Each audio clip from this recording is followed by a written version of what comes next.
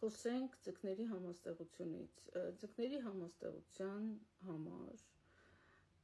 բավականին հետաքրքիր ժամանակաշրջան է։ Ես ինքս նույնպես ծնվել եմ ձկների համաստեղության տակ։ Այս պահին սկսած 25 թվականի մարտի 29-ից մինչև 27 թվականի հունիսի 3-ը Սատուրն օրորակը առաջին տանն է։ Ինչով է բարենպաստ եւ ինչով է անբարենպաստ Սատուրնի այստեղ տեղակայումը։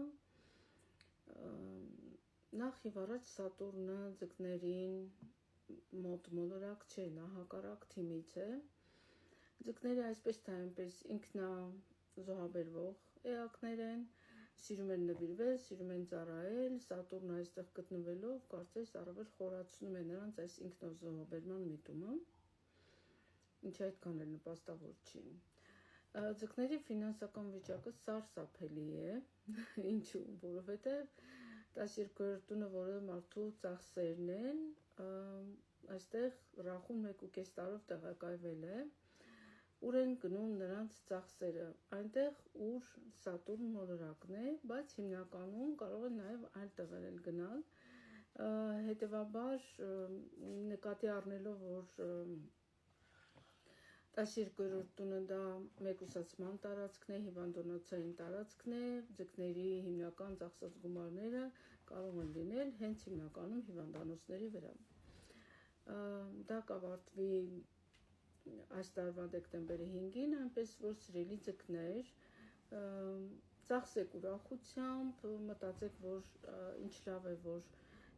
դեղ ու ջար կա ամեն ինչին, ինչ լավ է, որ դուք պարզել եք, թեկուզ ձեր ընտանիքի անդամի վրա եք ծախսում, թեկուզ ձեր վրա եք ծախսում, ուրախացեք, որ կա հնարավորություն որևէ առողջական խնդիր բուժելու,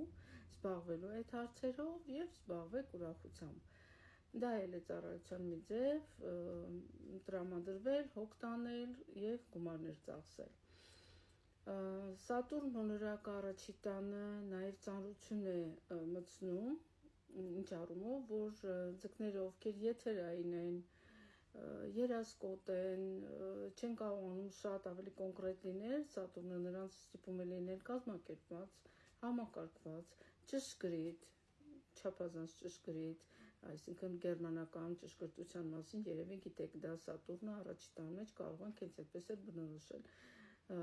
Հետևաբար դա ձկների համար այդքան էլ թեթև իրավիճակ չէ։ Շարունակությունը Յուպիտերի մասին կպատմեմ հաջորդ հոլովակում։